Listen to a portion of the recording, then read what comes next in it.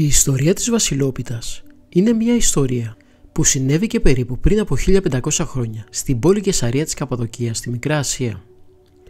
Ο Μεγάλος Βασίλειος ήταν δεσπότης της Καισαρίας και ζούσε αρμονικά με τους ανθρώπους του, με αγάπη, κατανόηση και αλληλοβοήθεια. Κάποια μέρα όμως ένας αχόρταγος στρατηγός, τύραννος της περιοχής, ζήτησε να του δοθούν όλοι οι θησαυροί της πόλης της Καισαρίας.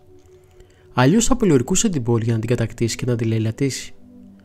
Ο Μέγας Βασίλειος λοιπόν ολόκληρη τη νύχτα προσευχόταν να σώσει ο Θεός την πόλη. Ξημέρωσε η νέα μέρα και ο στρατηγός, αποφασισμένος με το στρατό του, περικύκλωσε αμέσως την Καισαρία. Μπήκε με την ακολουθία του και ζήτησε να δει το δεσπότη, ο οποίος βρισκόταν στο ναό και προσευχόταν. Με θράσος και θυμό ο αδίστακτος στρατηγός απέτησε το χρυσάφι της πόλης, καθώς και ό,τι άλλο πολύτιμο υπήρχε στην πόλη.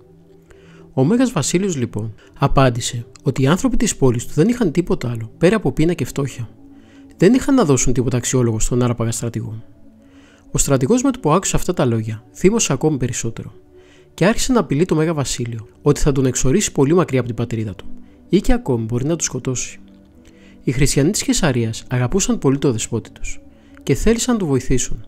Μάζεψαν λοιπόν έτσι από τα σπίτια τους ό,τι χρυσαφικά είχαν και του τα πρόσφεραν, ώστε δίνοντάς τα στο στρατηγό να σωθούν. Στο μεταξύ, ο ανυπόμονος στρατηγός κόντευε να σκάσει από το κακό του. Διέταξε αμέσως στο στρατό του να επιτεθεί στο φτωχό λαό της πόλης. Ο δεσπότης όμως Μέγας Βασίλειος, που ήθελε να προστατέψει την πόλη του, προσευχήθηκε και μετά παρουσίασε στο στρατηγό ό,τι χρυσαφικά είχε μαζέψει μέσα σε ένα σεντούκι. Τη στιγμή όμως που ο στρατηγός πήγε να ανοίξει το σεντούκι και να αρπάξει τους θησαυρούς, με το που ακούμπησε τα χέρια του πάνω στα χρυσαφικά, έγινε το θαύμα. Όλοι οι συγκεντρωμένοι είδαν μία λάμψη και αμέσως μετά ένα λαμπρό καβαλάρι να ορμάει με το στρατό του πάνω στο σκληρό στρατηγό αλλά και τους δικούς του. Σε ελάχιστο χρόνο ο κακός στρατηγός και οι δικοί του αφανίστηκαν. Ο λαμπρός καβαλάρης ήταν ο Άγιος Μερκούριος και οι στρατιώτες του ήταν οι άγγελοι. Έτσι σώθηκε η πόλη της Καισαρίας. Τότε ο Μέγας Βασίλειος βρέθηκε σε δύσκολη θέση. Θα έπρεπε να μοιράσει τα χρυσαφικά στους κατοίκους της πόλης και η μοιρασιά να είναι δίκαιη, δηλαδή να πάρει ο καθένας ό,τι ήταν δικό του.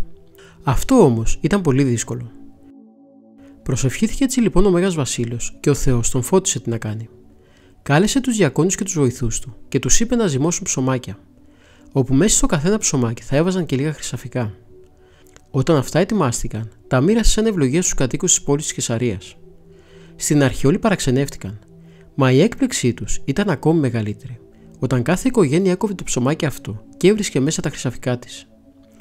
Ήταν λοιπόν ένα ξεχωριστό ψωμάκι, η Βασιλόπιτα που έφερνε στους ανθρώπους χαρά και ευλογία μαζί. Από εκείνη τη μέρα και ύστερα, φτιάχνουμε και εμείς τη Βασιλόπιτα, αλλά όχι με χρυσαφικά μέσα, αλλά με το φλουρί, την πρώτη μέρα του χρόνου, τη μέρα του Αγίου Βασιλείου. Η Βασιλόπιτα έχει πάντα την πρώτη θέση στο πρωτοχρονιάτικο τραπέζι μας, πλάι στους κουραμπιέδες, τα μελομακάρονα, τις δίπλες και τα άλλα γλυκά. Γράψτε μας στα σχόλια πόσοι γνωρίζατε αυτή την ιστορία που σας είπαμε σήμερα.